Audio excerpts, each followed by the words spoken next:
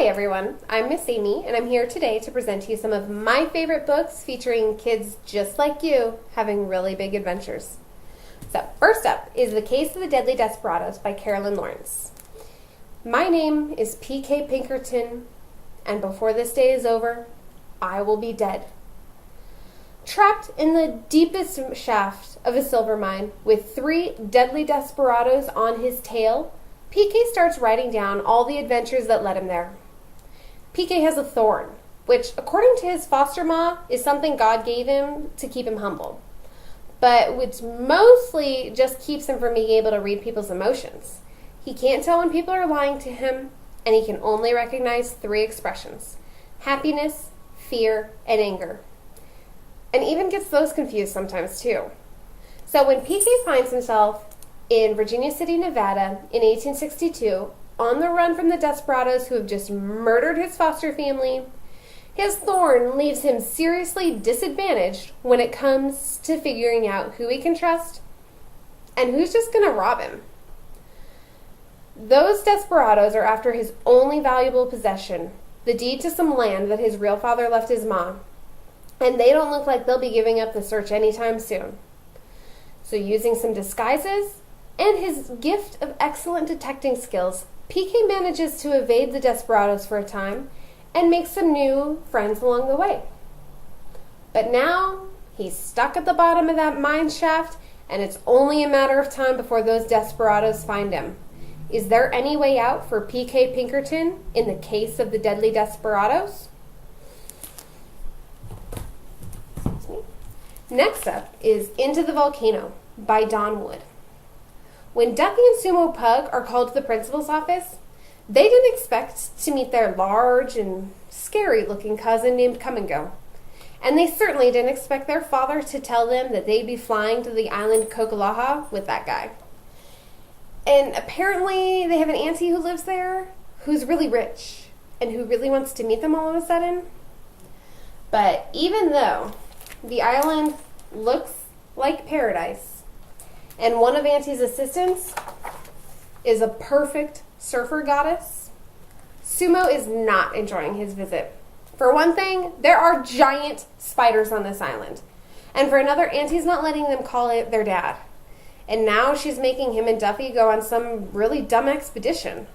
But why is the expedition moved up for immediate departure when Auntie hears some reports about lava flow from the local volcano? Surely her and Come and Go aren't planning on taking the boys, who never even go hiking, to visit an active volcano. But the truth is even worse than Sumo could have imagined, because Come and Go is taking them inside the volcano. But will the boys be able to get back out before it explodes? Into the Volcano by Dawn Wood. Next up we have Hereville, How Mirka Got Her Sword by Barry Deutsch. Hi, I'm Mirka. I'm an 11-year-old Orthodox Jewish girl living in a secluded community with my family, surrounded by other Orthodox families.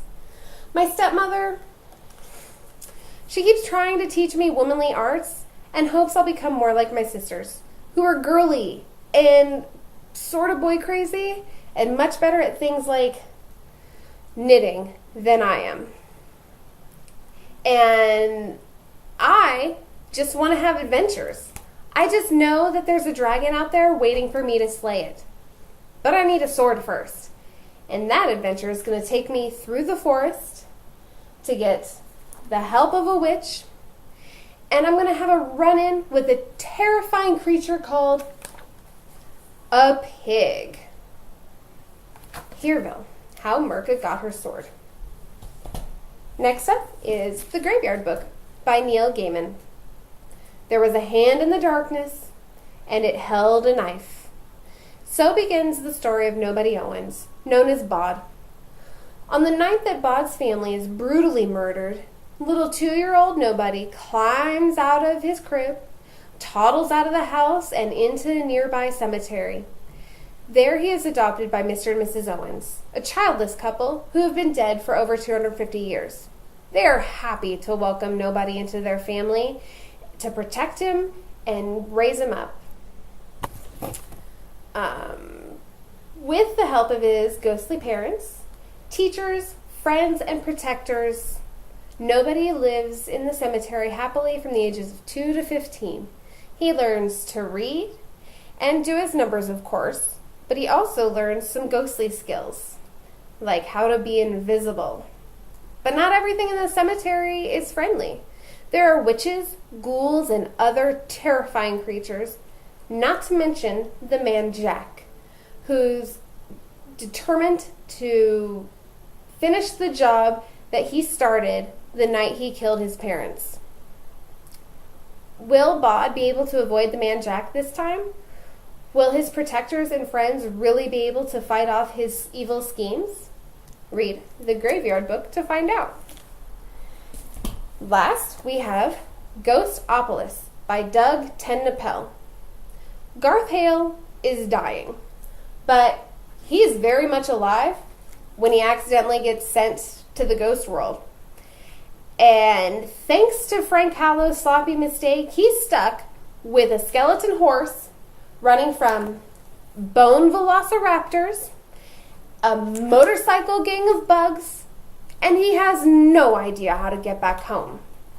Meanwhile, back in the real world, Frank Hale is desperate to fix his mistake and convinces his ex-girlfriend Claire to give him a lift to Ghostopolis so he can retrieve Garth and prove that he's not completely useless.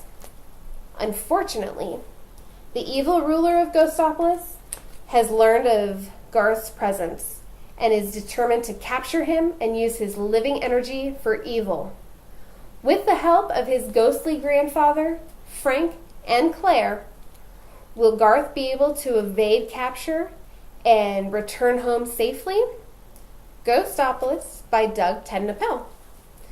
So thanks for listening to my presentation today. I hope you are all as excited about these books as I am. And if you have any questions, please come up and let me know. Thanks!